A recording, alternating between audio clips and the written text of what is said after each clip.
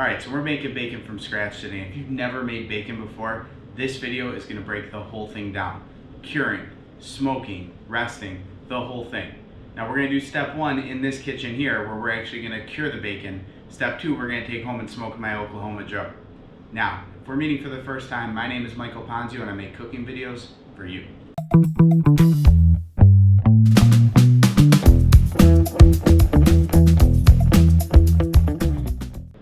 Alright, so first thing first, let's make our cure. First thing for our cure I like to do is mix all the dry ingredients. Kosher salt, paprika, ancho chili powder, cumin, granulated garlic, instacure number 1, brown sugar, and some more brown sugar. I want to make sure that my curing salt and kosher salt are evenly incorporated throughout. Next, I'm going to finely mince some garlic. So now our dry mix is done, and the next thing we have to do is add our sweetness, our liquid, and that's going to come in the form of honey and maple syrup for this recipe. Now you want to make sure you're using good quality ingredients, so get a pure maple syrup. A fake maple syrup, which is mostly corn syrup and then maple flavoring, isn't going to cut it for this. It's going to give you a very overly sweet and not mapley enough flavor. So I'm going to add all the maple syrup in, and the honey as well. I'm going to whisk this all together until I have a nice wet paste. This already smells like bacon. Alright, so now that our mixture is done for curing, let's get into the pork. Now, quality pork is everything, and there is a huge difference between just commodity pork bellies or cheap ones you might find at the store versus one coming from a farm. So our bellies today are coming from Slagle Family Farm, probably my favorite local pork farm in Illinois.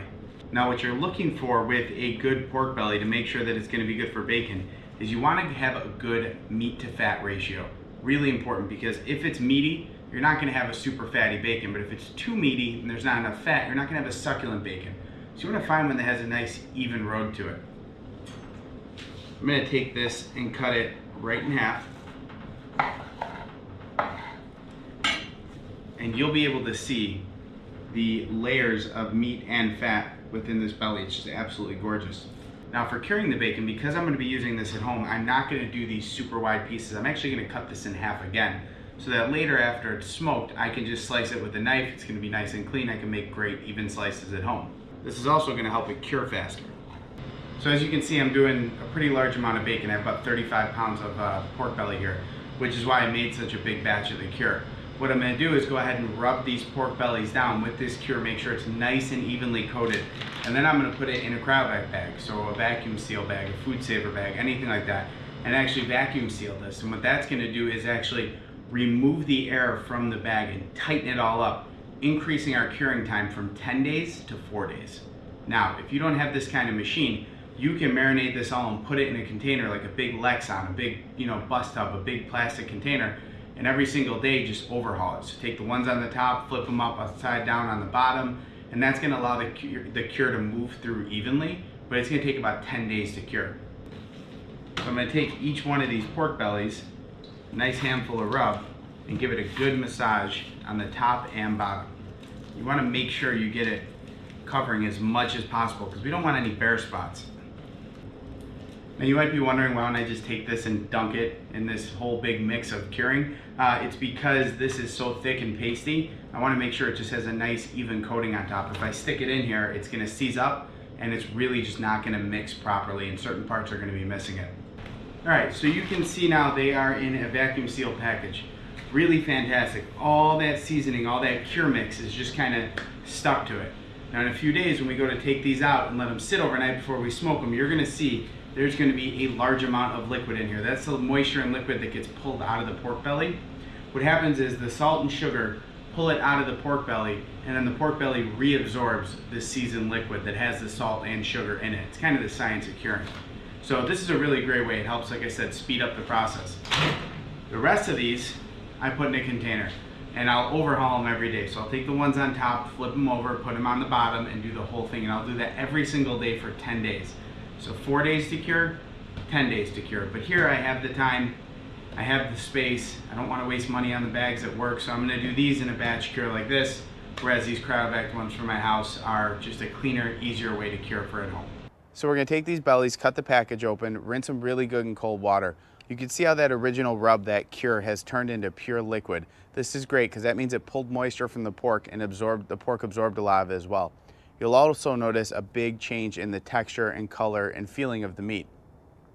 Now we're gonna rinse these under cold water, put them on a pan with a rack, and refrigerate them for a minimum of 4 hours, ideally overnight, so that they can dry out on the top and bottom, form that pellicle, which is gonna help the smoke grab and really bring out that bacon color and flavor. All right, so we left our bacon in the fridge overnight uncovered. You're gonna see it's got kind of a dry, sappy texture. You're also gonna see that the bacon has definitely changed appearance completely. You wanna take this from ice cold onto the smoker. Now I'm running the smoker at 250 degrees and I'm burning charcoal with oak. I normally don't use charcoal, I normally use straight wood, but because it's cold outside, it's about 48 degrees outside, I'm burning some charcoal too, just to maintain a little steadier of a heat. So I'm putting the bacon on the smoker, making sure I have just enough room in between them so that the smoke could pass through and they kind of equally caramelize and smoke. You don't want them butting up against each other, or else the smoke won't get into those sides in between the pieces of meat. All right, once the pork's all lined up, we're gonna close this, make sure our smoke's nice and clean, make sure our smoker temperature is maintained, and let this just kind of do its thing. This is gonna take about 2.5 hours, depending on the temperature you're running. We're running between 225 and 250. We're gonna take this to an internal temperature of 150 degrees. So I'm gonna let these cook for a little, and then I'll go ahead and throw the probe in and just kind of monitor it as it's cooking. All right, so our bacon has been smoking for about an hour so far. You can see there's a nice change of color in there, but nothing dramatic because we're burning a nice soft smoke. So you should hardly be able to see clean smoke. It should just lightly pass through the stack on the smoker. You don't want to see a thick cloud of smoke because when you think it's grabbing more smoke, it's actually not. It's just grabbing a dirty, wet smoke that's going to give you a wet cigarette flavor.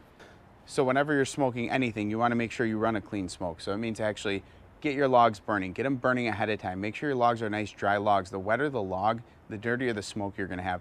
And you're going to get, like I said, that wet cigarette flavor, which is not enjoyable at all when you're smoking meat.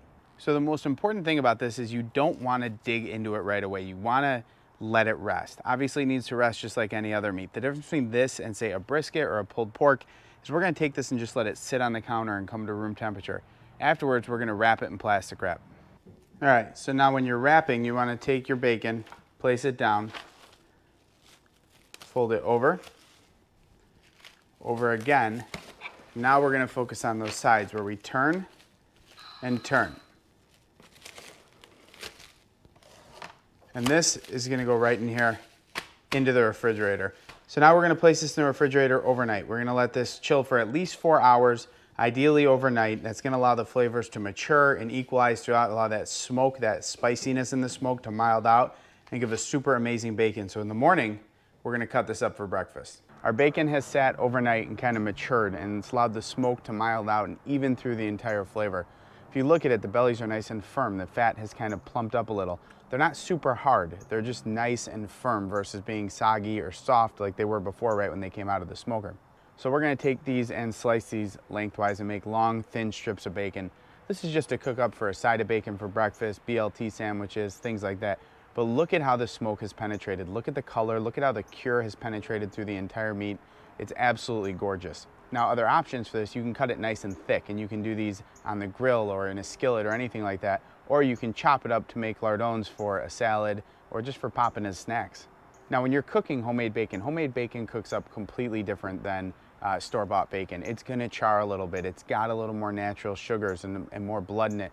So as you cook it, it's gonna actually char and get crispier on the outside, but a different kind of crispy, not just that thin, glassy bacon crispiness you're used to. Start it in a cold pan. That's gonna help your yield. It's gonna render different. It's gonna actually allow it to lose fat a little bit slower so you get more bacon in the end, bigger, chunkier pieces at the end. Do this over a medium to medium-high heat until one side is about 3/4 of the way golden brown. Then we're gonna drain some of the grease out and let it finish, flip it, and cook that other side too. And that's it. And when you're done, you get an absolutely amazing, delicious piece of bacon. All right, so here's kind of what I'm talking about. Your homemade bacon is gonna be crispier on the edges. It's gonna have more of a char. It's actually really desirable. It's awesome. But when you cook it, a few people tend to think that it's burnt. It's not. That's just the sugars caramelizing. It is absolutely fantastic. It's a little bit more jiggly than like trying to do a glass kind of crispy store-bought bacon, but this is insanely more tender and the flavor is completely up to what you want it to be. So I'm a huge fan of homemade bacon. If you guys make bacon at home or have made it before and you do it a little different, I would love to hear about it. Throw it down in the comments because I love these kind of discussions and growing together and finding new ways to do things. But if you guys love cooking, we got a ton of great content on this channel. Everything from how to make a sous vide pastry cream to my 10 tips for cooking the perfect steaks, butter basting methods, all sorts of things like that. So check it out and keep on smoking. It's so good.